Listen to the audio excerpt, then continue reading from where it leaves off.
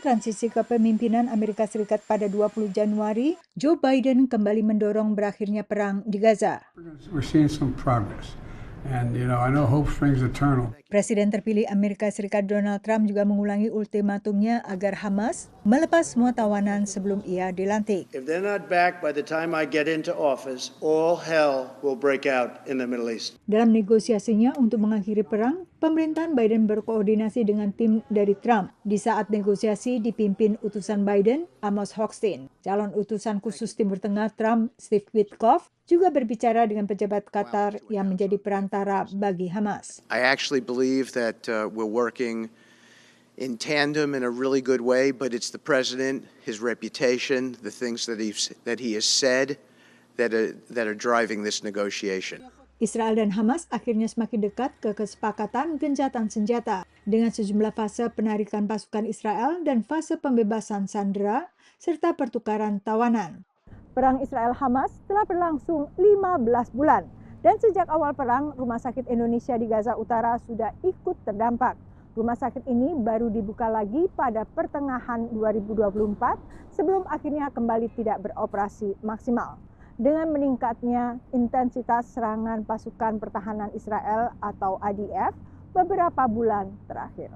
Begitu wilayah utara Gaza kembali bebas dari pertempuran, Mercy Indonesia siap untuk kembali ke Rumah Sakit Indonesia. Informasi terakhir, kondisi pasien-pasien yang ada di dalam ini relatif stabil gitu ya, jadi tidak membutuhkan perawatan intensif, tapi masih dalam pemantauan. Teman-teman yang berada di dalam rumah sakit ini ya, sekarang dapat sumber listrik dari sisa panel surya ya. Jadi di Rumah Sakit Indonesia itu ada panel surya. Sebelumnya banyak ya, kena serpihan bom, ada yang rusak, tapi sisanya ini masih bisa dipakai dengan waktu terbatas. Menurut Habib Hadiki, gencatan senjata akan memudahkan perawatan pasien. Tetap sama ceasefire dan bantuan internasional logistik ya, terutama itu bisa masuk gitu ya. Menurut seorang ahli beda Mercy, perang membuat pelayanan kesehatan tak bisa optimal karena tenaga medis harus mengantisipasi adanya perintah evakuasi. Nah, pada saat itu juga kami mulai perjalanan dari Rumah Sakit Kamal Atwan sampai ke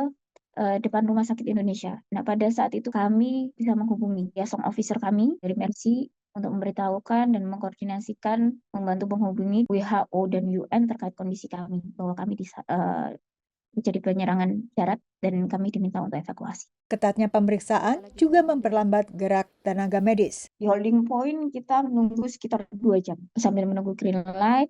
Akhirnya ketika kami diarahkan boleh melanjutkan perjalanan, kami sampai di checkpoint. Nah, untuk daerah-daerahnya nggak begitu hafal, tapi yang pasti sebenarnya itu dekat. Karena secara perhitungan peta normal tanpa penundaan itu sebenarnya itu bisa ditempuh dalam jarak waktu 20 menit. Baik Rumah Sakit Indonesia maupun Rumah Sakit Kamal Atwan berada di Beit Lahia, Gaza Utara. Menurut Kementerian Kesehatan Gaza, perang telah membuat sedikitnya 26 rumah sakit tak bisa beroperasi penuh. Dari Washington DC, Yuni Salim dan tim VOA. Turki dan Israel sama-sama mengerahkan tentaranya ke Suriah setelah jatuhnya rezim Bashar al-Assad. Hubungan kedua negara sudah tegang akibat perang Israel-Hamas di Gaza.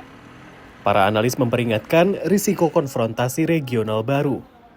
In essence, Turkey is a neighbor to Israel from the north, which is not something we had before. And Israel fears that Syria will be used again for transfer of weapons from Iran to Syria, and hence it will need to operate in the future in Syria. And the situation of Turkish forces in southern Syria will create a problem for Israel and a risk for confrontation. Sebuah laporan pemerintah Israel memperingatkan risiko itu.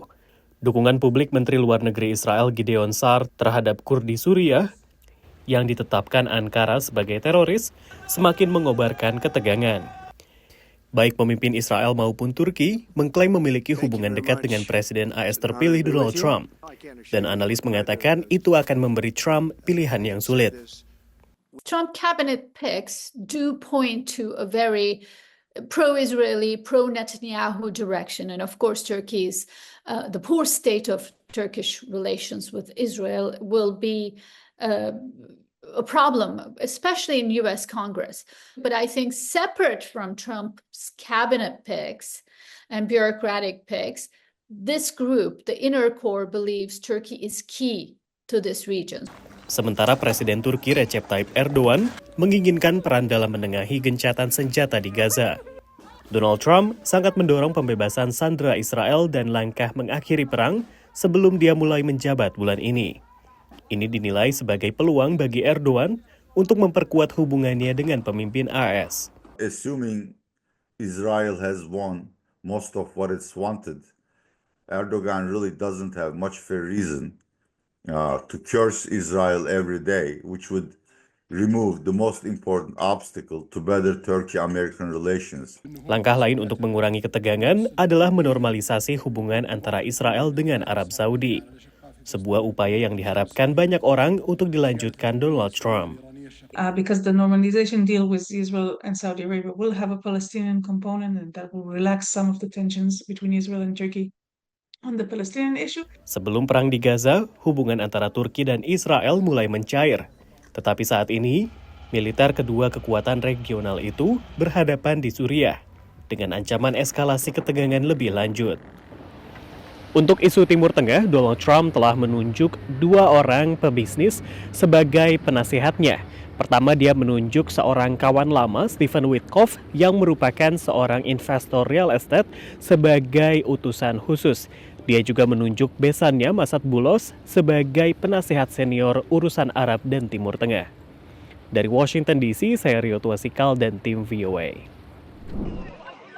Wacana relokasi warga Palestina dari Gaza diungkapkan Presiden Amerika Serikat Donald Trump dalam wawancara di atas pesawat kepresidenan Air Force One bersama dengan pulangnya ribuan warga Gaza dari pengungsian. I'd like Egypt to take people and I'd like Jordan to take people. You're talking about probably 1.5 million people, and we just clean out that whole thing. Presiden Trump menjelaskan kondisi Gaza yang hancur sebagai alasannya mengusulkan relokasi yang mungkin jangka pendek atau untuk waktu lebih lama. It's literally a demolition site right now. Almost everything's demolished, and people are dying there. So I'd rather get involved with some of the Arab nations and build housing in a different location where they can maybe live in peace for a change. Mesir maupun Yordania telah menolak usulan relokasi warga Gaza. Demikian pula pemimpin Palestina. Wacana relokasi warga Gaza ke Mesir dan Yordania ini muncul tak lama setelah laporan NBC News menyebutkan ada juga wacana dari tim transisi pemerintahan Trump untuk merelokasi sebagian warga Gaza ke Indonesia. Pemerintah Indonesia pun telah membantah pernah membahas kemungkinan ini. Analis mempertanyakan wacana relokasi ke negara tetangga maupun negara di luar kawasan, bila pun bersimpati dengan rakyat Palestina. There is no possibility whatsoever of Egypt, Jordan, or Indonesia for that matter, or any other Arab or Muslim country agreeing to quote-unquote host Palestinians from Gaza for any considerable amount of time. Ada kekhawatiran wacana seperti ini bisa menyemangati faksi garis keras di Israel. And we're already seeing that the far-right zealots in Israel, like Minister Smotrich and others, are already grabbing on this kind of statement, which perfectly aligns with their political platform, the age-old idea of so-called transferring Palestinians out of Gaza and out of the West Bank towards Egypt and Jordan. Pada saat yang sama, ada yang melihat wacana Trump lagi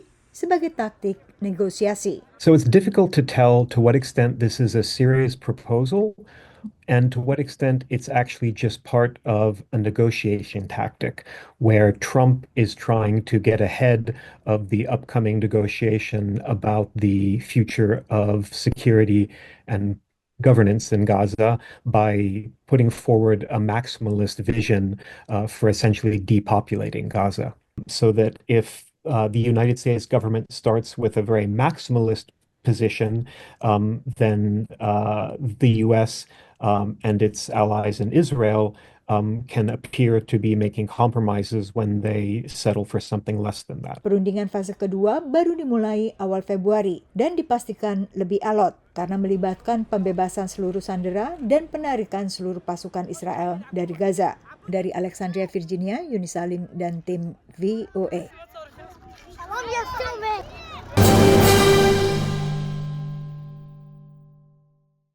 menyajikan berita seputar Nusantara, dari politik, kriminal, hingga budaya. TNI Angkatan Laut terus berupaya membongkar pagar laut yang berada terhadap seorang anak berusia 14 tahun. Mengadakan pertemuan dengan utusan khusus Presiden bidang. Saksikan Beranda Nusantara Senin sampai Sabtu pukul 11 WITA hanya di Jawa Pos TV Bali.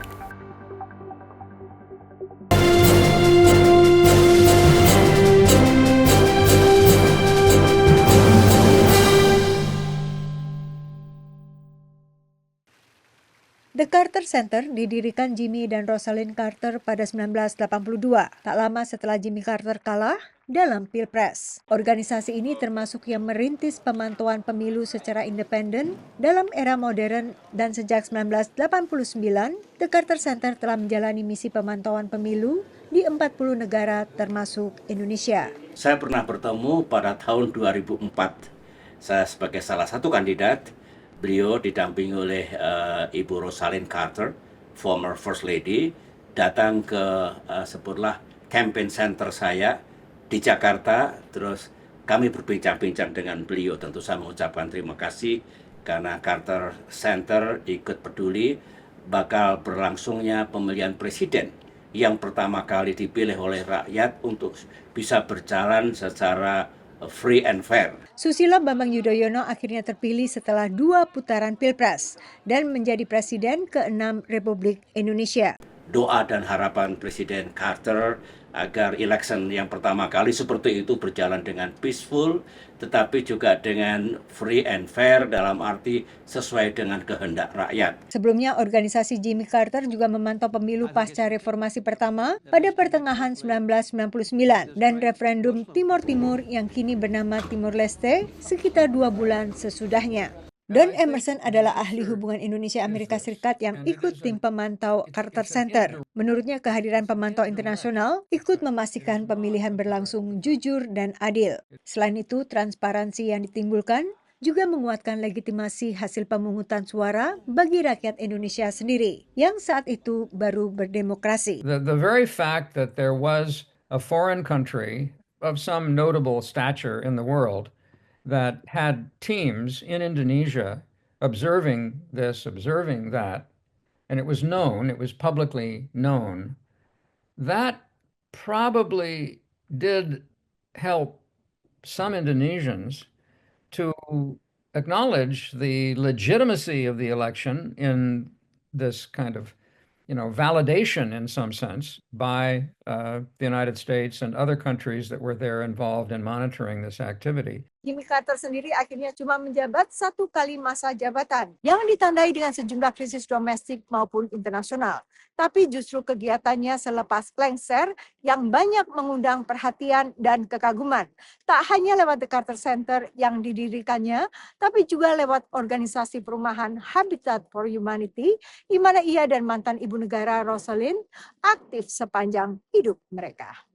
Organisasi ini juga aktif dalam rekonstruksi pasca bencana, termasuk gempa dan tsunami dahsyat pada akhir 2004. Tentu saya senang karena Carter Center juga punya andil memberikan bantuan kemanusiaan, ikut menggalang bantuan internasional agar Aceh bisa dibangun kembali karena kerusakan luar biasa termasuk korban jiwa yang jatuh pada saat tsunami itu. Kegiatan Carter lewat Carter Center, Habitat for Humanity hingga hadiah Nobel Perdamaian 2002 adalah yang paling diingat dari Jimmy Carter. Ternyata banyak hal yang bisa dilakukan oleh former leader kalau itu diniatkan, dan Carter salah satu yang betul-betul tercatat abadi oleh sejarah dunia bahwa ternyata kontribusi Carter kepada dunia barangkali lebih besar dibandingkan waktu Carter memimpin Amerika selama 4 tahun sebelumnya.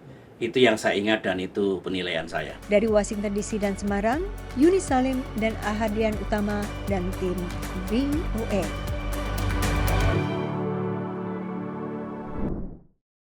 Bila mengingat sosok Jimmy Carter, banyak yang mengidentikan Presiden ke-39 Amerika Serikat tersebut dengan lembaga nirlaba Habitat for Humanity, organisasi yang membangun rumah untuk warga yang membutuhkan. Well, I think of President Carter and his work with Habitat for Humanity. There's a number of Habitat for Humanity housing near where I live. When you're in public service, you're here to serve people. So that's the most important quality. And leading by example, you know, he had Bible study, he did Habitat for Humanity. Tak lama setelah Carter wafat pada akhir Desember, pimpinan Habitat for Humanity termasuk yang ikut memberi penghormatan di markas organisasi Carter Center di Atlanta. Well, most people think President Carter started and ran Habitat for Humanity, which is not the case. But what is true is that when he got involved in 1984, that put it on the map. It was a tiny organization, and no one had ever seen a former president of the United States sleeping in a church basement, physically working on rehabbing a tenement building on the Lower East Side of Manhattan.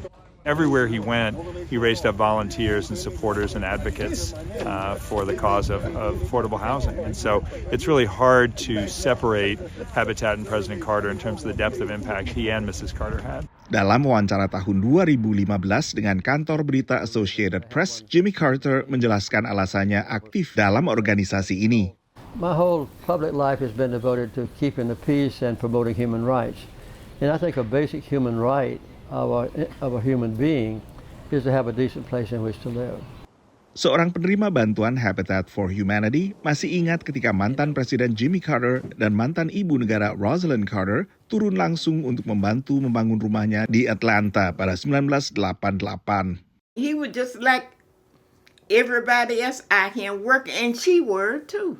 They built my back porch, him and her, and we was out there just talking, and he was building me and her and him. He was cutting the wood and everything, you know. Sally Mae ikut sedih begitu mendengar kabar wafatnya Carter. If it wasn't for Jimmy Carter, I would still be going from apartment to apartment.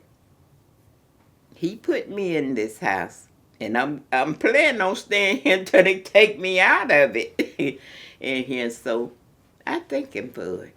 I really do. Berawal sebagai organisasi relatif kecil di dekat Atlanta, negara bagian Georgia, Habitat for Humanity kini aktif di sekitar 70 negara.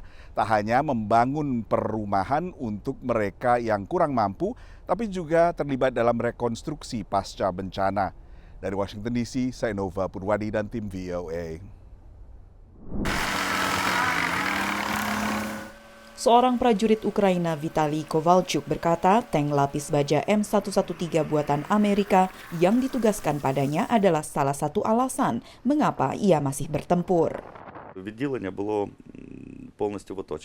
Our unit was completely surrounded. We needed to bring in a reserve group, and the whole route was under fire on the left side. Then a manual anti-tank grenade launcher hit the front of the vehicle directly. So we started turning around, and after some 400 meters, something like a portable anti-aircraft missile complex hit us again. Setelah semua itu, M113 dan awaknya tetap selamat. I looked at the tachometer, saw the arrow move, and realized the vehicle hadn't stalled. I was really surprised. I hit the gas, and it started moving. I was so happy. I can't put it into words. Kovalchuk bekerja di industri film sebelum invasi Rusia ke Ukraina. Setelah Februari 2022, ia membawa keluarganya ke daerah yang lebih aman dan bergabung dengan angkatan bersenjata Ukraina. Ia pertama kali diperkenalkan dengan M113 Amerika pada tahun itu juga. M113 memiliki 2 awak, pengemudi dan penembak. Penembak berusia 23 tahun, Oleksiy Dmytrenko, berhasil meninggalkan kota kelahirannya, Mariupol, setelah awal perang. Lalu, ia bergabung dengan angkatan bersenjata Ukraina. We've been through many situations, many direct and indirect hits, shrapnel. It holds up really well. When you're inside, you're confident you'll come back. Sementara di Washington DC, Presiden Amerika Serikat yang baru dilantik, Donald Trump, memerintahkan penghentian sementara bantuan ke luar negeri selama 90 hari untuk menilai efisiensi dan konsistensinya dengan kebijakan luar negeri AS. Hal itu tidak termasuk bantuan militer ke Ukraina, menurut klarifikasi Presiden Ukraina Volodymyr Zelensky baru-baru ini, meski belum jelas bagaimana dengan bantuan kemanusiaan. Trump juga memperbarui seruannya agar Rusia dan Ukraina mengakhiri perang. Our efforts to secure a peace settlement between Russia and Ukraine are now hopefully underway. It's so important to get that done. Lewat media sosialnya, Trump menulis bahwa meski ia tidak ingin menyakiti Rusia, Rusia harus mencapai kesepakatan damai atau menghadapi pajak, tarif, dan sanksi tingkat tinggi atas apapun yang dijual Rusia ke Amerika Serikat. Juru bicara Kremlin telah menepis ancaman tersebut. We do not see any particular new elements here. We remain ready for dialogue. Di pihak lainnya, Sekjen NATO memperingatkan bahwa kesepakatan damai yang terburu-buru namun tidak menguntungkan bagi Ukraina akan menjadi kesalahan besar secara geopolitik.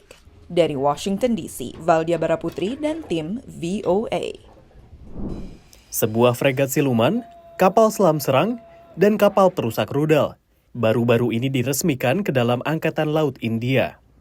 Ini adalah bagian dari puluhan kapal perang yang rencananya ditambahkan India selama 10 tahun ke depan.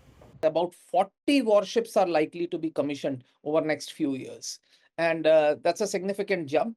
Even qualitatively, the ships that Indian Navy is commissioning are very high-tech and high-end. Para analis mengatakan New Delhi menambah kekuatan angkatan lautnya di tengah kekhawatiran bahwa proyek infrastruktur Tiongkok di sekitar India membawa negara saingan itu lebih dekat di Samudra Hindia. Chinese Navy has very good relations with Myanmar. It has access to a port in Sri Lanka called Hambantota, which gives it docking facilities. And it has very close links with the Gwadar port in Pakistan on the Arabian Sea.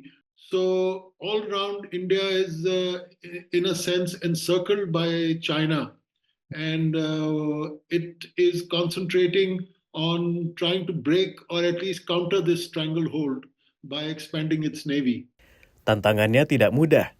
Angkatan Laut Tiongkok adalah yang terbesar di dunia berdasarkan jumlah kapal. The Chinese have expanded their navy exponentially and continue to do so. They, in fact, have at least 4.5 times the number of underwater and surface combatants than the Indian Navy does. And that's a great source of worry for the Indian Navy. Fokus India selama bertahun-tahun adalah membangun pasukannya karena sengketa perbatasan India dengan Tiongkok dan Pakistan di Himalaya. Tetapi 90% perdagangan India, termasuk pasokan energi vital, melewati Samudra Hindia setiap hari. Jalur air ini telah menjadi prioritas bagi para pemimpin politik dan militer negara itu. India's sustenance is completely dependent on Indian Ocean.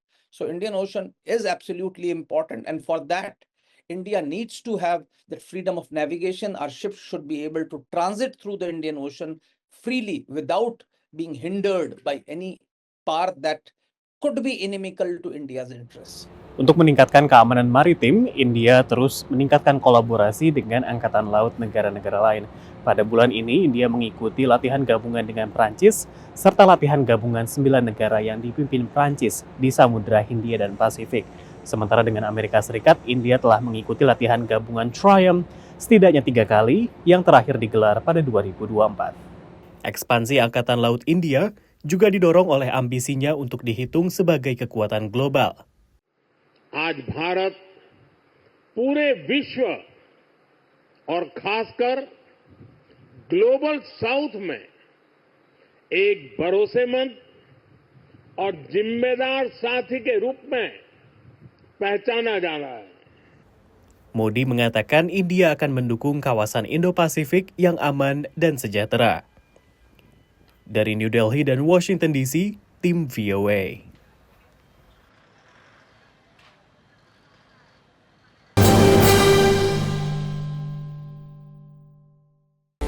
Mengupas tuntas kondisi Amerika Serikat selama sepekan terakhir, kami hadirkan laporan-laporan eksklusif yang akurat dan mendalam. Menggugat aturan itu ke Mahkamah Agung. ByteDance akan kehilangan akses ke pasar terbesarnya. Rumah ayahnya pun belum ketahuan nasibnya. Di antrian ini kehilangan tempat tinggal. Saksikan VOA Global Report setiap minggu pukul 4 sore waktu Indonesia Tengah hanya di Jawa Post TV Bali.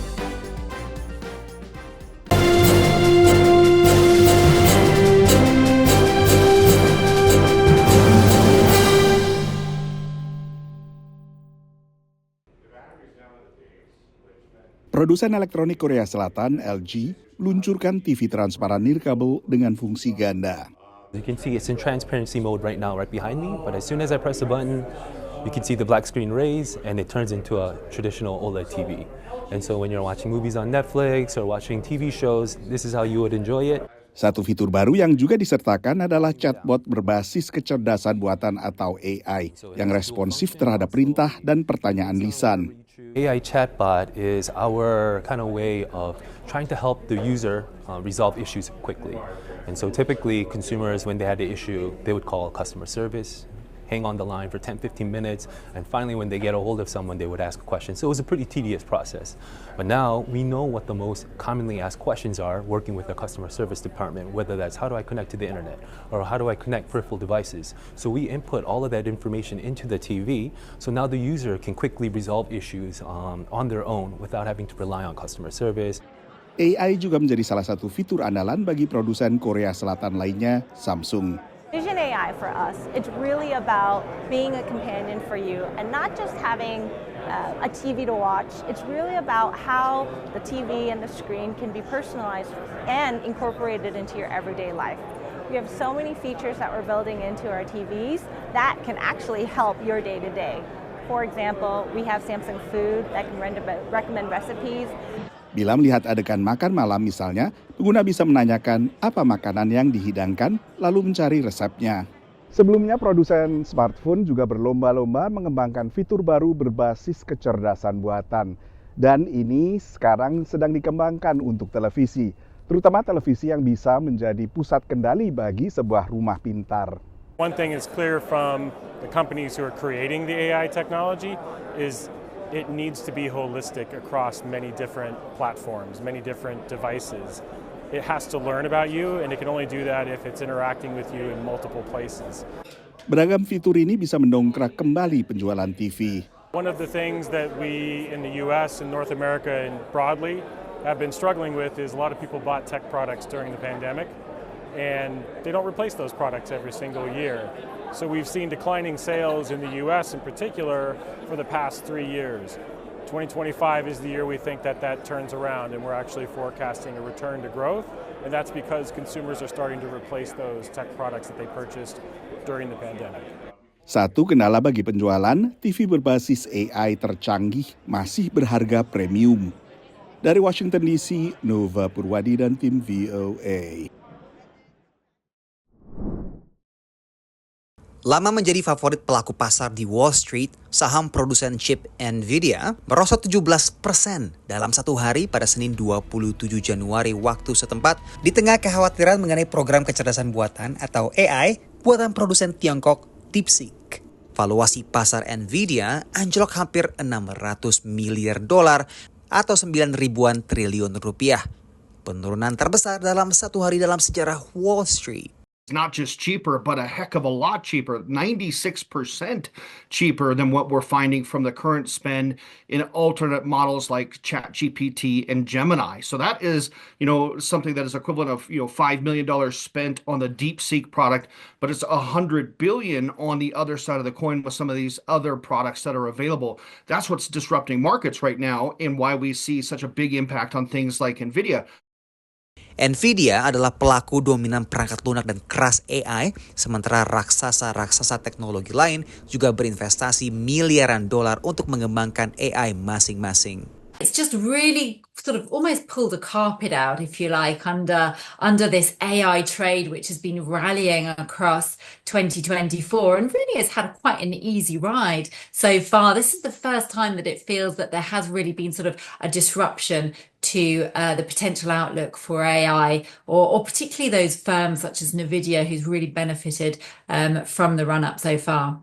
Sell-off besar-besaran saham teknologi terjadi menjelang penerbitan laporan keuangan 7 perusahaan teknologi terbesar yang dikenal sebagai The Magnificent Seven. Masing-masing perusahaan ini adalah Alphabet, induk perusahaan Google, Amazon, Apple, Meta, induk perusahaan Facebook, Microsoft, Nvidia, dan Tesla.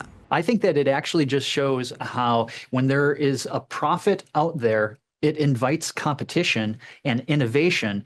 And sometimes when somebody has a monopoly or perceived to be a monopoly, it actually goes to show how that profit motive can take away that monopoly power pretty quickly. Now, like I said, it's still early days. We have to see if that is indeed true, but it does look like investors are thinking that the beneficiaries now of artificial intelligence won't just be the chip manufacturers, but it's actually likely to be those companies that are able to use the technology profitably. Nvidia sendiri baru akan menerbitkan laporan keuangannya pada akhir Februari. Demam AI sepanjang tahun 2022 terus meningkatkan bursa saham di New York, terutama indeks Nasdaq yang memang berat di sektor teknologi. Demam AI pula yang kemudian berkontribusi terhadap meningkatnya harga saham dari Nvidia yang melonjak dari harga $13 dari tahun 2021 ke hampir $150. Dari New York, Randy Wucaksana dan tim VOA. Ini sekarang kita lagi ada di New Jersey dan kita akan menuju sebuah kota kecil sebenarnya sih, suburb gitu ya, nggak jauh dari pusat kota New Jersey. Dan Main Street ini pernah terpilih tepatnya tahun lalu 2023 itu meraih penghargaan sebagai Main Street terbaik.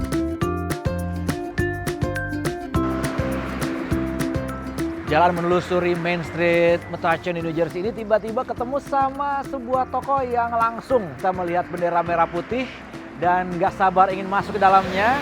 Ini adalah toko milik keluarga Indonesia yang ada di Metuchen ini, namanya Ditas Market.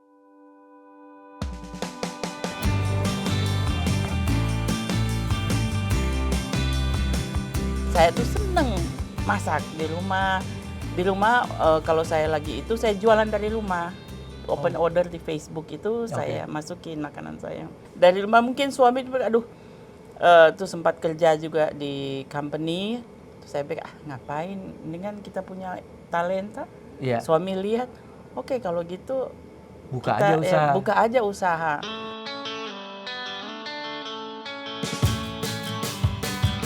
Karena kita tahu juga bikinnya langsung di sini. Ini wajib nih beli nih, kita bawa. Jadi bikinnya di dalam. Iya, kita bikin ya. Kita sementara proses. Ini yang kita pakai sendiri. Kalau kita jual kita pakai plastik yang depan. Jadi membuat tempenya itu fresh langsung di sini. Berapa lama ini biasanya, Bu? Biasa 3 hari. Dan ini dapurnya kita intip aja dari sini. Dan ini keluarga semua. Iya. Bisa kita perkenalkan juga, ada Julia, Lolita, dan nanti kita ngobrol juga nih karena ini juga chef sebenarnya nih. Punya restoran juga terkenal di Jakarta nih. Kemudian Nadia. Nah, masak di sana dengan masak di sini perbedaannya apa yang paling dirasakan? Cabai rawit yang beda. Oh, beda cabenya? Beda, bukan beda ya. Jadi kita di sini yang harus di bawah, level bawah.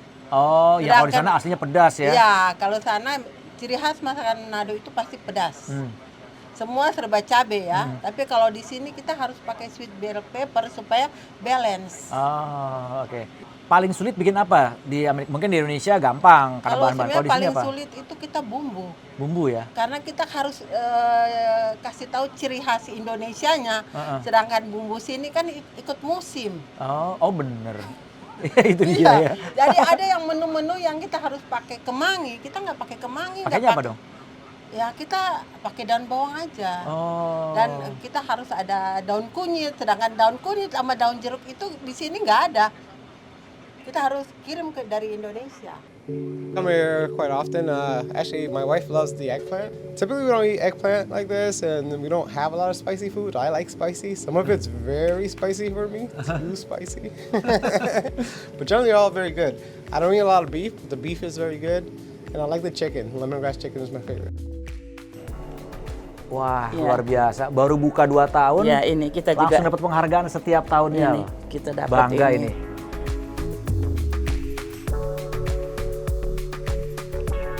Untuk usaha makanan kayak gini, sulit nggak sih izinnya kalau di kota ini? Karena saya dengar juga Metuchen ini kan juga sangat mendukung small business ya? Yes, itu bagusnya, itu mayor kita juga, mereka juga dukung yang bisnis-bisnis kecil begini. Dan kebetulan juga Metuchen ini ya gimana ya, strike juga. Strike juga, tapi bukan strike-nya, tapi ikut itu aja lah peraturan lah. Ikut peraturan itu akan dibantu.